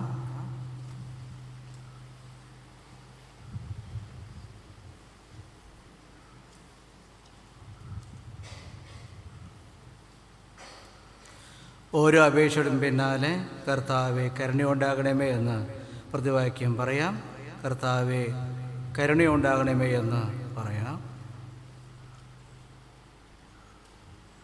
മേലിൽ നിന്നുള്ള സമാധാനത്തിന് വേണ്ടിയും നമ്മുടെ രക്ഷയുടെ ആത്മാവ് രക്ഷയ്ക്ക് വേണ്ടിയും നമുക്ക് കർത്താവിനോട് പ്രാർത്ഥിക്കാം. ലോകസമാധാനത്തിന് വേണ്ടിയും ദൈവത്തിൻ്റെ വിശുദ്ധ സഭയുടെ ക്ഷേമത്തിന് വേണ്ടിയും സകല മനുഷ്യരുടെയും ഐക്യത്തിന് വേണ്ടിയും നമുക്ക് കർത്താവിനോട് പ്രാർത്ഥിക്കാം. സഭാ മേലധ്യക്ഷന്മാർക്ക് വേണ്ടിയും എല്ലാ ശുശ്രൂഷകർക്ക് വേണ്ടിയും, വിശേഷ നമ്മുടെ മോഡറേറ്റർക്ക് വേണ്ടിയും, ഉത്തരേന്ത്യ സഭയുടെ മോഡറേറ്ററിന് വേണ്ടിയും, മാർത്തോമാ സഭയുടെ മെത്രാപ്പോലിത്തയ്ക്ക് വേണ്ടിയും, നമ്മുടെ ബിഷപ്പിന് വേണ്ടിയും, അവർ ശുദ്ധ ഹൃദയത്തോടും നല്ല മനസാക്ഷിയോടും കൂടെ തങ്ങളുടെ ശുശ്രൂഷ നിർവഹിക്കേണ്ടതിന് നമുക്ക് കർത്താവിനോട് പ്രാർത്ഥിക്കാം. നമ്മുടെ രാജ്യത്തെ എല്ലാ ഭരണകർത്താക്കൾക്ക് വേണ്ടിയും അധികാരത്തിലുള്ള മറ്റെല്ലാവർക്കു വേണ്ടിയും നമുക്ക് കർത്താവിനോട് പ്രാർത്ഥിക്കാം. രോഗികൾക്കും കഷ്ടപ്പെടുന്നവർക്കും ദുഃഖിതർക്കും മരിക്കാനായവർക്കും വേണ്ടി നമുക്ക് കർത്താവിനോട് പ്രാർത്ഥിക്കാം. അഗതികൾക്കും വിശന്നിരിക്കുന്നവർക്കും അനാഥർക്കും വിധവമാർക്കും പീഡ അനുഭവിക്കുന്നവർക്കും നമുക്ക് കർത്താവിനോട് പ്രാർത്ഥിക്കാം. അന്ധകാരത്തിൽ നിന്ന് തൻ്റെ അത്ഭുത പ്രകാശത്തിലേക്ക് നമ്മെ വിളിച്ചവൻ്റെ സൽഗുണയിൽ ഘോഷിപ്പാൻ തക്കവണ്ണം നമുക്ക് വേണ്ടിയും ക്രിസ്തുവിന്റെ നാമം ഏറ്റുപറയുന്ന ഏവർക്ക് വേണ്ടിയും നമുക്ക് കർത്താവിനോട് പ്രാർത്ഥിക്കാം. ഈ ഭൂമിയിൽ ദൈവത്തെ സേവിച്ച് ഇപ്പോൾ വിശ്രമിക്കുന്ന എല്ലാ ദൈവവൃത്തിനോടും കൂടെ തൻ്റെ അന്തമില്ലാത്ത സന്തോഷത്തിൻ്റെ പുനതയിലേക്ക് പ്രവേശിക്കുന്നതിനായി നമുക്ക് കർത്താവിനോട് പ്രാർത്ഥിക്കാം. സർവശക്തനായ കർത്താവേ, നിന്റെ ആത്മാവ് ശരീരമാകുന്ന സഭയെ മുഴുവനും ഭരിച്ച് ശുദ്ധീകരിക്കുന്നുവല്ലോ. നിന്റെ വിശുദ്ധ സഭയിലെ എല്ലാ വിധത്തിലുമുള്ള ജനങ്ങൾക്ക് വേണ്ടി കഴിക്കുന്ന അപേക്ഷകളെയും പ്രാർത്ഥനകളെയും കൈക്കൊള്ളണമേ. അതിലുള്ള ഓരോരുത്തരും അവനവൻ്റെ വിളിയിലും ശുശ്രൂഷയിലും നിന്നെ സത്യത്തോടും ഭക്തിയോടും സേവിക്കേണ്ടതിന് ഞങ്ങളുടെ കർത്താവ് രക്ഷിതാവുമായ യേശുക്രിസ്തു മൂലം കൃപ അരുളണമേ. ആമീൻ. നമ്മുടെ കർത്താവായ യേശുക്രിസ്തുവിൻ്റെ കൃപയും പിതാവായ ദൈവത്തിൻ്റെ സ്നേഹവും പരിശുദ്ധാത്മാവിന്റെ കൂട്ടായ്മയും നാം എല്ലാവരോടും കൂടെ ഇന്നും എന്നും എന്നേക്കും ഇരിക്കുമാറാകട്ടെ.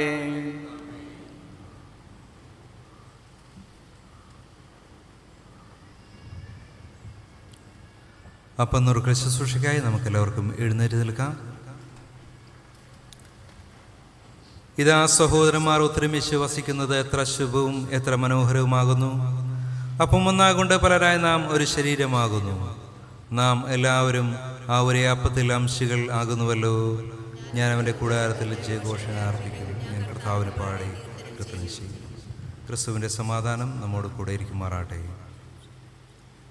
നമ്മുടെ ദാനങ്ങളെ ദൈവസന്നിധിയിൽ സമർപ്പിക്കുമ്പോൾ 158 ഗീതത്തിൻ്റെ ആവശ്യമുള്ള ചരണങ്ങൾ പാടാം. 158 ഗീതം. വീണ്ടെടുപ്പിനായി എനിക്ക് യാഗം ആകിയ മഹാപുരോഹിത.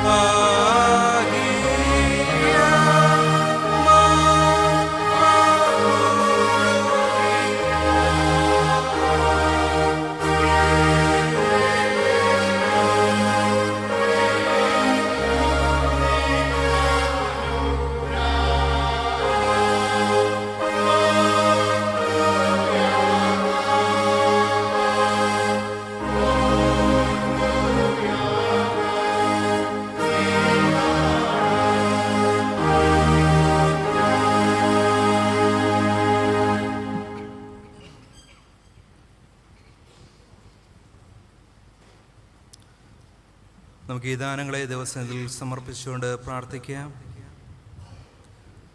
നിന്റെ പ്രിയപുത്രന്റെ രക്തത്താൽ നിന്റെ കൃപാസനത്തിലേക്കുള്ള പുതുവഴിയെ പ്രതിഷ്ഠിക്കുന്ന പരിശുദ്ധ പിതാവേ, അവൻ മുഖാന്തരം അയോഗ്യരായ ഞങ്ങൾ നിങ്ങളിലേക്ക് അടുത്തു വരുന്നു. സ്വർഗത്തിലും ഭൂമിയിലുമുള്ളതെല്ലാം നിനക്കുള്ളതല്ലോ. നിന്റെ കയ്യിൽ നിന്ന് വാങ്ങി ഞങ്ങൾ നിനക്ക് തരുന്നതേയുള്ളൂ. ഞങ്ങളെയും ഞങ്ങളുടെ ദാനങ്ങളെയും നീ കൈക്കൊണ്ട് നിന്റെ മഹത്വനായി ഉപയോഗിക്കണമെന്ന് താഴ്മയോടെ ഞങ്ങൾ നിന്നോട് അപേക്ഷിക്കുന്നു. ആമേൻ. നമുക്കെല്ലാവർക്കും ഇരിക്കാം. നമുക്ക് ചേർന്ന് ചൊല്ലാം. യേശുവേ, ശ്രേഷ്ഠ മഹാപുരോഹിതനായല്ലോവേ, നിരീക്ഷന്മാരുടെ നടുവിൽ നീ സന്നിഹിതനായിരുന്നത് പോലെ ഞങ്ങളുടെ മധ്യത്തിലും വന്ന് അപ്പം നിൽക്കുന്നതിൽ നിന്നെ തന്നെ ഞങ്ങൾക്ക് വെളിപ്പെടുത്തി തരണമെന്ന് പിതാവിനോട് പരിശുദ്ധാത്മാവിൽ കൂടെ ഏകദൈവമായി കാലാവസാനം കൂടാതെ ജീവിച്ചു വാഴുന്ന. ആമേൻ. കർത്താവ് നിങ്ങളോട് കൂടെ ഇരിക്കട്ടെ. നിങ്ങളുടെ ഹൃദയങ്ങളെ ഉയർത്തുവിൻ. നമ്മുടെ ദൈവമായ കർത്താവിന് നമുക്ക് സ്തോത്രം ചെയ്യാം. പരിശുദ്ധ കർത്താവേ, സർവശക്തനായ പിതാവേ, നിത്യദൈവമേ, ഞങ്ങളെല്ലാ കാലങ്ങളിലും എല്ലാ സ്ഥലങ്ങളിലും നിനക്ക് സ്തോത്രം ചെയ്യുന്നത് ഏറ്റവും യുക്തവും ന്യായവും ഞങ്ങൾ ചെയ്യേണ്ടുന്ന മുറിയുമാകുന്നു. നിന്റെ പുത്രൻ ഞങ്ങളുടെ കർത്താവുമായ യേശുക്രിസ്തു മൂലമായിട്ട് തന്നെ അവന് മുഖാന്തരം നീ ആകാശത്തെയും ഭൂമിയെയും അവരുള്ള സകലത്തെയും ഉണ്ടാക്കി മനുഷ്യനെ നിന്റെ സ്വന്തം സാദൃശ്യത്തിൽ നിർമ്മിക്കുകയും ചെയ്തു. അവൻ പാപത്തിൽ വീണപ്പോൾ പുതിയ സൃഷ്ടിയുടെ ആദിഫലമാകേണ്ടതിന് അവനെ വീണ്ടെടുക്കുകയും ചെയ്തു. അതുകൊണ്ട്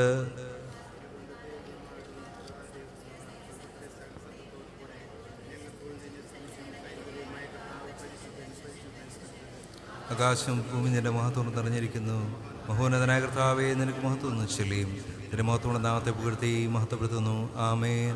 കർത്താവിൻ്റെ നാമത്തിൽ വന്നവനും വരുമാനിക്കുന്നതിനും വാഴ്ത്തപ്പെടവനാകുന്നു. ഉന്നതങ്ങളിൽ സ്തുതി.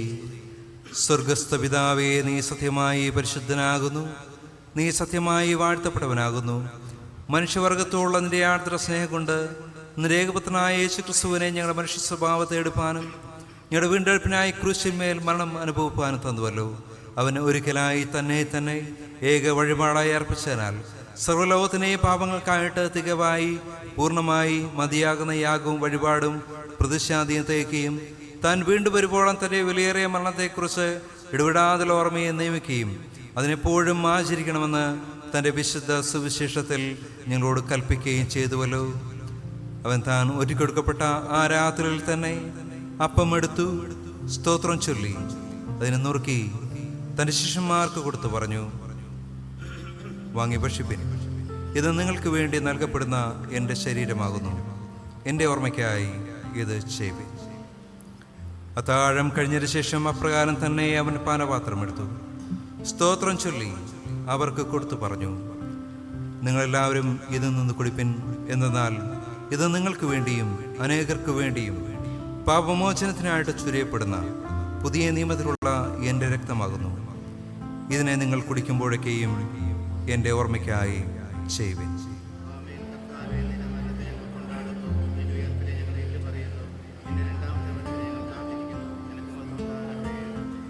അതുകൊണ്ട് പിതാവേ, ഞാൻ കർത്താവായ നിന്റെ പുത്രന്റെ വിലയേറിയ മരണത്തെയും കഷ്ടപ്പാടിനെയും അവൻ്റെ മഹത്വമുള്ള പുനരുദ്ധാനത്തെയും സ്വർഗ്ഗാരോഹണത്തെയും ഓർത്തുകൊണ്ടും അവൻ നീ ഞങ്ങൾക്കായി സമ്പാദിച്ച പൂർണ്ണ വീണ്ടെടുപ്പിനായി ഞങ്ങൾ നിനക്ക് സ്തോത്രം ചെയ്തുകൊണ്ടും അവൻ കൽപ്പിച്ച പ്രകാരം അവന് വരുവോളം അവൻ്റെ ഓർമ്മയ്ക്കായി നിരദാസരായ ഞങ്ങൾ ഇതിനെ ചെയ്യുന്നു.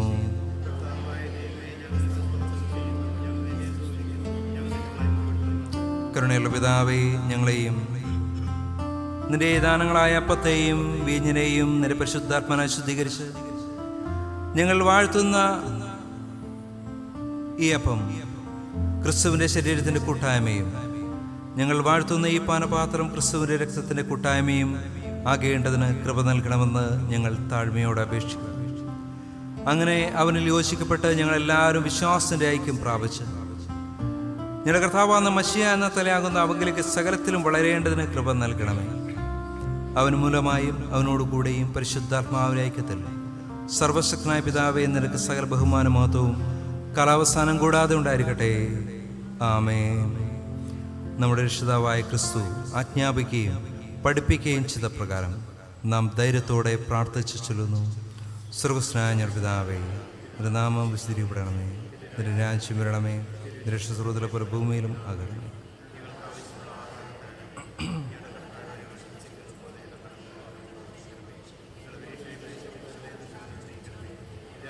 ശക്തിയും മഹത്വവും എന്നേക്കും നിനക്കുള്ളതല്ലോ.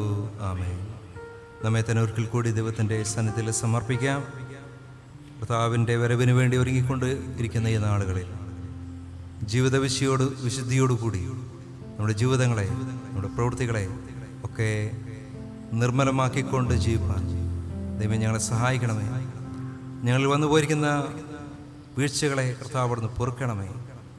ഞങ്ങളെ തന്നെ ഇതാ താഴ്ത്തി സമർപ്പിക്കുന്നു എന്ന് പറഞ്ഞുകൊണ്ട് തുടർന്ന് വരുന്ന വിനയ പ്രാർത്ഥനയിൽ നമുക്ക് പങ്കുചേരാം. കരുണയുള്ള കർത്താവേ, ഞാൻ നിന്റെ പലവിധമായുള്ള വലിയ കരുണ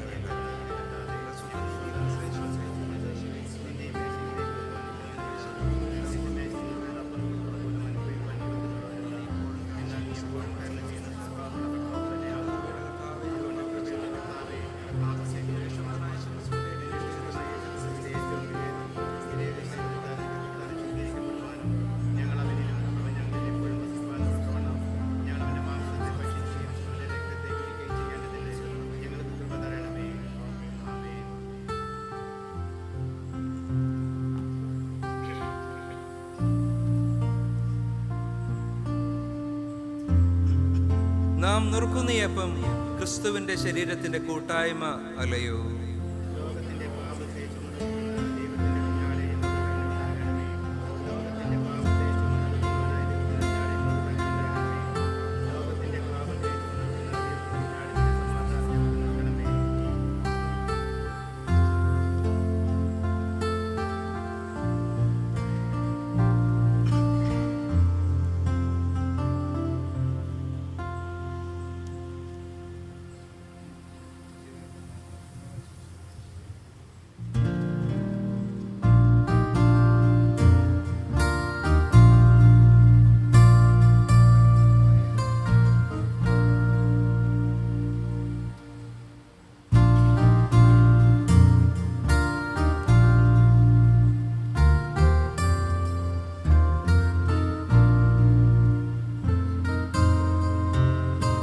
ജീവനപ്പമായ നമ്മുടെ കർത്താവായ യേശുക്രിസ്തുവിന്റെ തിരുശരീരം, സത്യമുന്തിരികളെ നമ്മുടെ കർത്താവായ യേശുക്രിസ്തുവിന്റെ തിരുരക്തം കർത്താവിന്റെ തിരുമേശ ഒരുക്കപ്പെട്ടിരിക്കുന്നു. പ്രാർത്ഥനയോടുകൂടെ ഇതിൽ പങ്കുചേരും.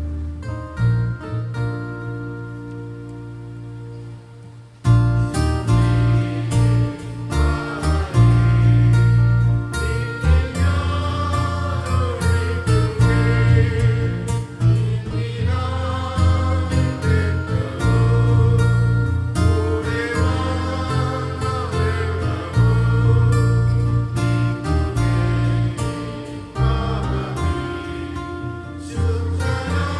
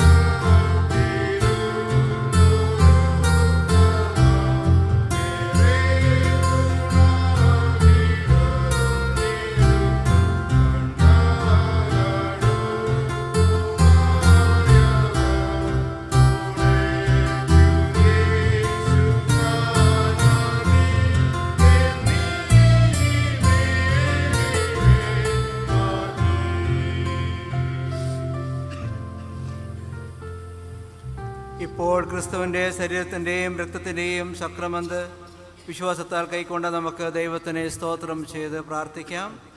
ഒന്നാമത്തെ പ്രാർത്ഥനയിൽ എല്ലാവർക്കും പങ്കുചേരാം. സർവശക്തനായ ദൈവമേ, സ്വർഗസ്ഥ പിതാവേ, നിരവാത്സല്യപുത്രനും കർത്താവുമായി ചിരിച്ചതായി നിന്റെ മക്കളെ നീ സ്വീകരിച്ചിരിക്കുന്നുവല്ലോ. അവൻ്റെ വിലയേറിയ ശരീരവും വ്യക്തമാകുന്ന ആത്മീയാകാരം കൊണ്ട് നീ ഞങ്ങളെ മോഷിപ്പിച്ച് ഞങ്ങൾക്ക് പാപമോചനം നിത്യജീവനെ കുറിച്ചുള്ള വാഗ്ദാനം നൽകിയിരിക്കുന്നു. നിലവിലില്ലാത്ത ഉപകാരങ്ങൾക്കായി ഞങ്ങൾക്ക് സ്തോത്രം ചെയ്തതിനെ സ്വീകരിക്കുന്നു. ഞങ്ങൾ തന്നെ ഞങ്ങളുടെ ശരീരങ്ങളെയും ആത്മാക്കളെയും ജീവനും വിശുദ്ധിയുടെയാകമായി നിങ്ങൾക്ക് സമർപ്പിക്കുന്നു. അതാകുന്ന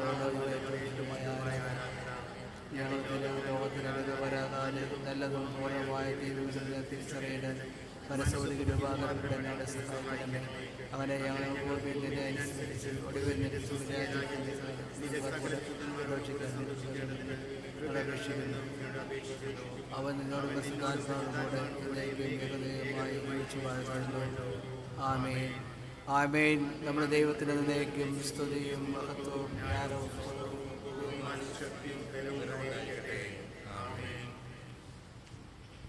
ഒടുവിലായ വിശ്വാസത്തോടുകൂടി കർത്താവിൻ്റെ ആശീർവാദം കൈക്കൊള്ളുവേൻ. സകല ബുദ്ധിയും കവിയുന്ന ദൈവസമാധാനം ദൈവത്തെയും അനുപുത്രനും നമ്മുടെ കർത്താവുമായ യേശുക്രിസ്തുവിനെയും കുറിച്ചുള്ള അറിവിലും സ്നേഹത്തിലും നിങ്ങളുടെ ഹൃദയങ്ങളെയും മനസ്സുകളെയും കാക്കട്ടെ.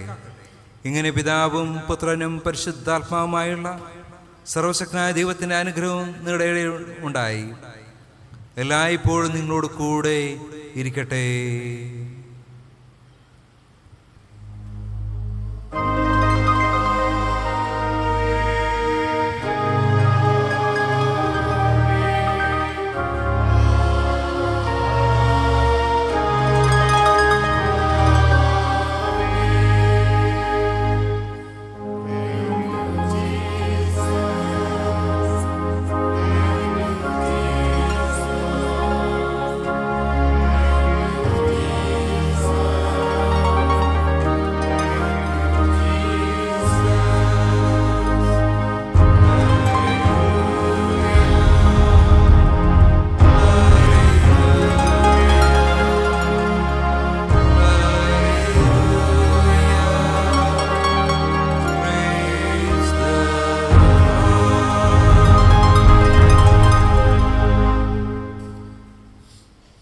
ആരാധനയുടെ അവസാനമായി 126 ഗീതത്തിൻ്റെ 3-ാമത്തെ ചരണം പാടാം. 126 ഗീതത്തിന് 3-ാമത്തെ ചരണം. ഇങ്ങൊന്നിച്ചു നിൽക്കുന്നിടയങ്ങൾ കൈയടിച്ചു നേർന്നല്ല.